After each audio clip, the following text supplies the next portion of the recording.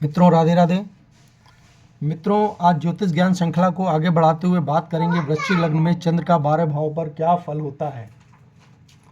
मित्रों जैसा कि हम जानते हैं वृश्चिक लग्न में नवम भाग्य भाव का स्वामी होने के कारण चंद्र अधिकांशतः अच्छे परिणाम देता है। कुछ भाव 6, 8, 12 भावों को छोड़ दें तो हमें चंद्र के अच्छे ही परिणाम प्राप्त होते हैं, लेकिन जहाँ भी अच्छे परिणाम नहीं मिल रहे हैं वहाँ भी अच्छे परिणामों में वृद्धि करने के लिए एक शानदार शास्त्रोक्त वर्णित उपाय आपको बताएंगे। उससे पहले जिन्होंने अभी तक हमारे चैनल को सब्सक्राइब नहीं किया है सब्सक्राइब कर लें, लाइक करें, शेयर करें। और मित्रों आपको उपाय बताने से पहले हम बताते हैं लग्न में जब चंद्र बैठता है तो यहाँ बैठा हुआ चंद्र व्यक्ति को मध्यम सुंदरता प्रदान करता है। ऐसे व्यक्ति चंचल होते हैं, अशांत चित्त होता है, चिंताग्रस्त रहते हैं, तनाव में रहते हैं, हमेशा नकारात्मक विचारों में डूबे रहने वाले होते हैं। यहाँ पर बैठे चंद्र की सप्तम दृष्टि हमारे वैवाहिक जीवन में सुख का प्रदान करती है, अतः जीवन साथी अच्छा होगा, सुखों में वृद्धि करने वाला होगा। मित्रों द्वितीय भाव पर जब चंद्र बैठता है तो यहाँ पर मित्र भाव पर बैठा हुआ चंद्र अच्छा परिवार देता है, कुटुंब अच्छा होगा, वाणी अच्छी होगी। ऐसे व्यक्ति अपनी वाणी के द्वारा अच्छे वक्ता हो सकते हैं, अच्छे लोगों को सम्मोहित करने वाले हो सकते हैं, उस वाणी के द्वारा बहुत अच्छी धन प्राप्त करने वाले हो सकते हैं, वाणी के द्वारा अपने धन में वृद्धि करने वाले होते हैं। यहाँ पर बैठे चंद्र की सप्तम दृष्टि हमारे आयुष में वृद्धि करने वाली होती है। मित्रों जब तृतीय भाव पर चंद्र बैठता है तो यहाँ पर बैठा हुआ चंद्र व्यक्ति को मेहनती पराक्रमी तो बनाता है, किंतु मेहनत पराक्रम का उतना फल नहीं देता जितनी उस व्यक्ति ने मेहनत या पराक्रम अपने जीवन में किया है। यहाँ पर बैठा चंद्र छोटी बहन का योग देता है। यहाँ पर बैठे चंद्र की सप्तम दृष्टि हमारे भाग्य भाव पर पड़ती है, हमारे भाग्य में वृद्धि करने वाला होता है। 28 की उम्र के बाद ऐसे व्यक्ति अपने भाग्य के सहारे बहुत आगे जाते हैं।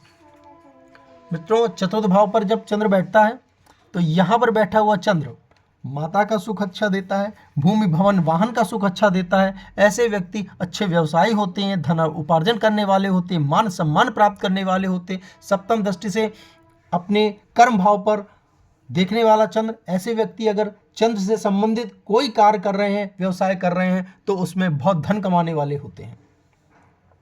मित्रों पंचम भाव पर जब चंद्र बैठता है तो यहाँ पर बैठा हुआ चंद्र व्यक्ति को प्रथम पुत्री संतान का योग देता है। यहाँ पर बैठे चंद्र के द्वारा व्यक्ति के सुंदर, तेजस्वी, अच्छी संतान, संस्कारी संतानों का जन्म होता है और वो संतान अपने माता पिता कुल का नाम रोशन करने वाली होती हैं। उन संतानों की आने के बाद व्यक्ति का भाग्योदय होता है। यहाँ पर बैठे चंद्र की सप्तम दृष्टि भाई और मित्रों के द्वारा सहयोग प्राप्त कराने वाली होती है। मित्रों षष्ठम भाव पर जब चंद्र बैठता है तो यहाँ पर बैठा चंद्र भाग्य को कमजोर करता है। चूंकि भाग्य भाव का स्वामी षष्ठम भाव पर बैठ गया है इसलिए ऐसे व्यक्ति का भाग्य कमजोर होता है। ऐसे व्यक्ति शत्रुओं के द्वारा मानसिक कष्ट प्राप्त करते हैं, सप्तम दृष्टि से रोग ऋण और शत्रुओं पर पैसा व्यय करते हैं, मानसिक कष्ट झेलने वाले होते हैं। मित्रों सप्तम भाव पर जब चंद्र बैठता है तो यहाँ बैठा हुआ चंद्र व्यक्ति का जीवन साथी सुंदर, सुशील, चरित्रवान और अच्छा होता है, देखने में आकर्षक होता है। ऐसे व्यक्ति के विवाह के पश्चात उसका भाग्योदय होता है। अगर ऐसा व्यक्ति किसी व्यवसाय में है जिसमें उसके साथ साझेदार पार्टनर हैं तो उन पार्टनर और साझेदारों के द्वारा भी उसको लाभ की प्राप्ति होती है। सप्तम दृष्टि से अपने आत्मविश्वास, अपने मन को शांत करने वाला और तेजस्वी, सुंदर चित्तवान होता है।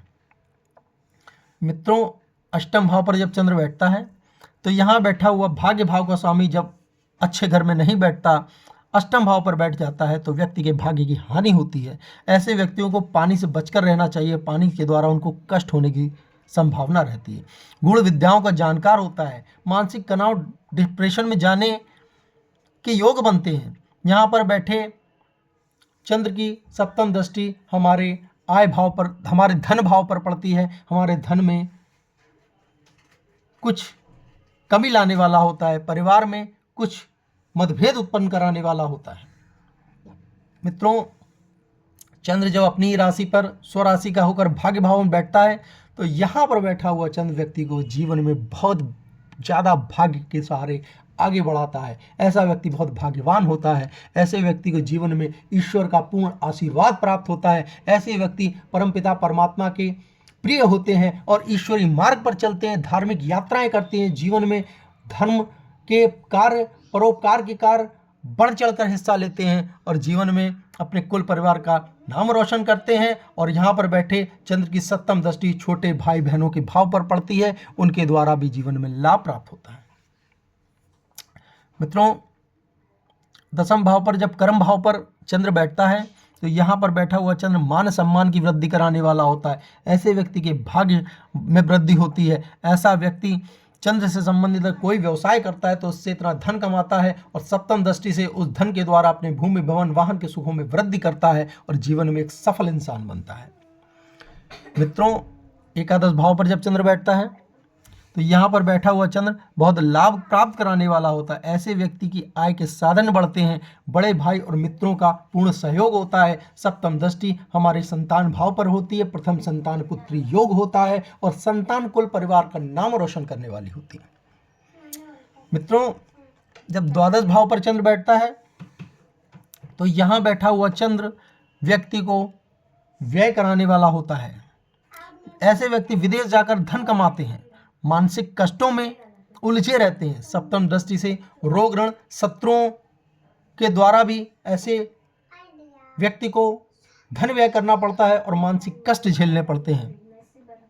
त्वचा संबंधित बीमारियों के योग बनते हैं।